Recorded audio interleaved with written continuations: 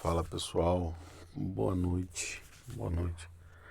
Gostaria de trazer uma breve reflexão para vocês sobre esse texto de Romanos. Eu vou ler 3 textos aqui e nós vamos chegar a uma conclusão. Vou ler 3 textos. Veja bem. Que diremos, pois? A injustiça da parte de Deus? De modo nenhum. Pois ele diz a Moisés, terei misericórdia de quem me aprouver, ter misericórdia, e compadecer-me-ei de quem me aprouver ter compaixão. Assim, pois, não depende de quem quer ou de quem corre, mas de usar Deus a sua misericórdia. Porque a Escritura diz a Faraó: para isto mesmo te levantei, para mostrar em ti o meu poder, e para que o meu nome seja anunciado por toda a terra. Logo tem ele misericórdia de quem quer, e também endurece a quem lhe apraz. Veja bem, se você não entender, volte para que você entenda. Tu, porém, me dirás, de que se queixa ele ainda? Pois quem jamais resistiu à sua vontade? Quem és tu, ó homem, para discutires com Deus, o Criador? Porventura pode o objeto perguntar a quem o fez: por que me fizeste assim? Ou não tem o olheiro direito sobre a massa, para do mesmo barro fazer um vaso para a honra e outro para a desonra? Que diremos, pois, se Deus, querendo mostrar a sua ira e dar a conhecer o seu poder, suportou com muita longanimidade os vasos de ira preparados para a perdição, a fim de que também desse a conhecer as riquezas da sua glória em vasos de misericórdia, que para a glória preparou de antemão, os quais somos nós, a quem também chamou, não só dentre os judeus, mas também dentre os gentios. Assim como também diz em Oséias: chamarei povo meu ao que não era meu povo, amada a que não era amada. E no lugar em que se lhes disse: vós não sois meu povo, ali mesmo serão chamados filhos do Deus vivo. Mas, relativamente a Israel, dele chama Isaías: ainda que o número dos filhos de Israel seja como a areia do mar, o remanescente é que será salvo. Porque o Senhor cumprirá a sua palavra sobre a terra, cabalmente e em breve. Como Isaías já disse: se o Senhor dos exércitos não tivesse deixado descendência,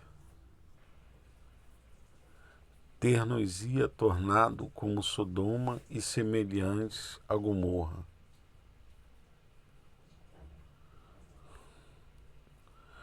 Vamos lá. Que diremos, pois? Que os gentios que não buscavam a justificação vieram a alcançá-la, todavia, que decorre da fé? É Israel que buscava a lei de justiça? Israel que buscava a lei de justiça não chegou a atingir essa lei? Por quê? Porque não decorreu da fé, e sim como que das obras. Tropeçaram na pedra de tropeço, como está escrito: eis que põe em Sião uma pedra de tropeço e rocha de escândalo, e aquele que nele crer não será confundido.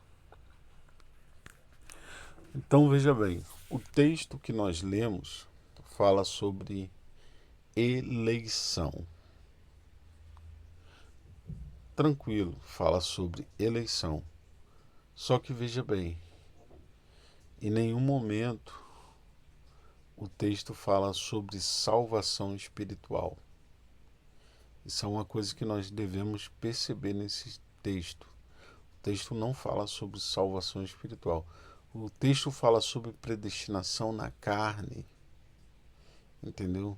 Que alguns foram escolhidos para serem vasos de desonra e outros para serem vasos de honra. Mas vaso não é espírito, entendeu? Até então, todo homem, independente de qualquer coisa, tem a salvação eterna, tem a salvação do espírito. Agora, o texto aí fala de vaso, de massa e de barro, não fala de espírito, fala de eleição na carne, entendeu?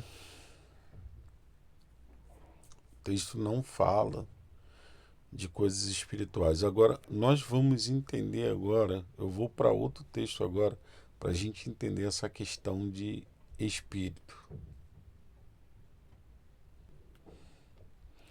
Agora nós estamos aqui em Mateus capítulo 13, verso 44, onde diz o seguinte: o reino dos céus é semelhante a um tesouro oculto no campo, o qual certo homem, tendo achado, escondeu, e transbordante de alegria, vai e vende tudo que tem e compra aquele campo.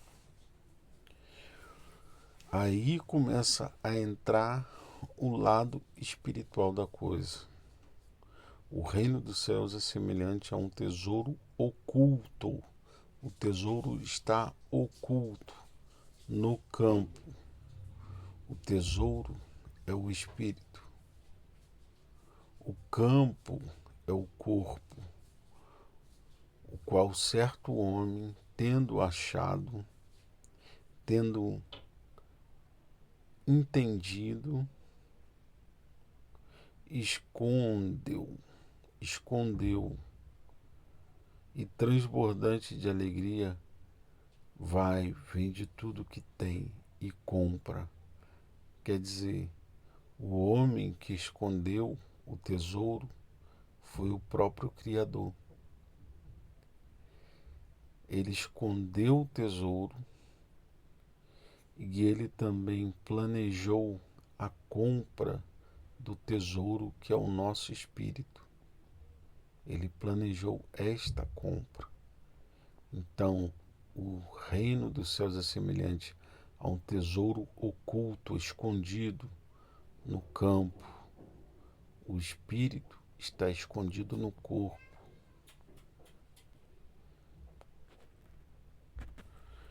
Vamos lá agora, 2 Coríntios capítulo 4. Pelo que tendo este ministério, segundo a misericórdia que nos foi feita, não desfalecemos. Pelo contrário, rejeitamos as coisas que por vergonhosas se ocultam, não andando com astúcia, nem adulterando a palavra de Deus. Antes nos recomendamos a consciência de todo homem na presença de Deus, pela manifestação da verdade.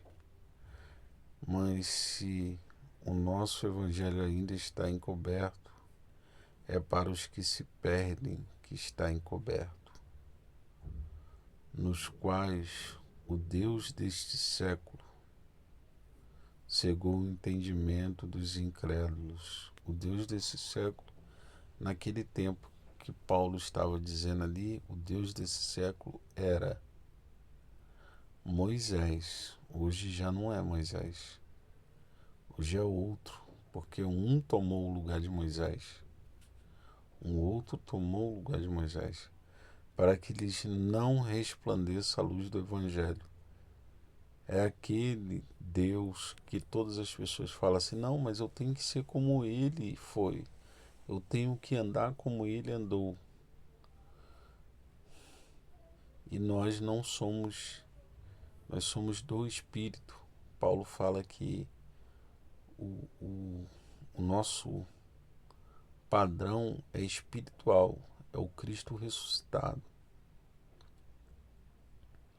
para que não lhe resplandeça a luz do Evangelho da glória de Cristo, o qual é a imagem de Deus, porque não nos pregamos a nós mesmos, mas a Cristo Jesus como Senhor, a nós mesmos como vossos servos por amor de Jesus, porque Deus que disse das trevas resplandece a luz, Ele mesmo resplandeceu em nosso coração para a iluminação do conhecimento da glória de Deus na face de Cristo. Aí vem a chave de entendimento. Temos, porém, estes tesouros em vasos de barro, para que a excelência do poder seja de Deus e não de nós. Em tudo somos atribulados, porém não angustiados, perplexos, porém não desanimados, perseguidos, porém não desamparados, abatidos, porém não destruídos, levando sempre no corpo o morrer de Jesus, para que também a sua vida se manifeste em nosso corpo. Então o que acontece? Vamos lá.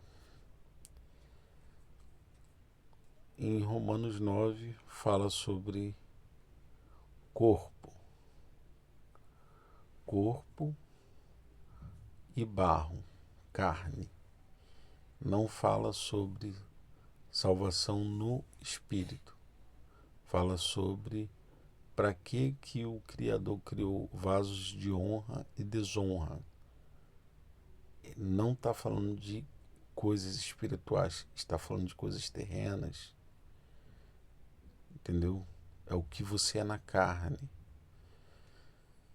Lá em Mateus nós lemos que um certo homem achou um tesouro no campo. Um tesouro escondido no campo. O campo representa o corpo. O tesouro representa o espírito, que está oculto. E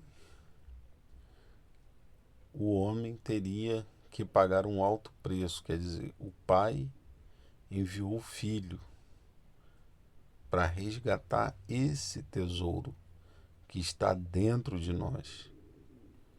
E aqui em 2 Coríntios, Paulo fala: temos, porém, este tesouro em vasos de barro, para que a excelência do poder seja do Pai e não de nós. Só isso.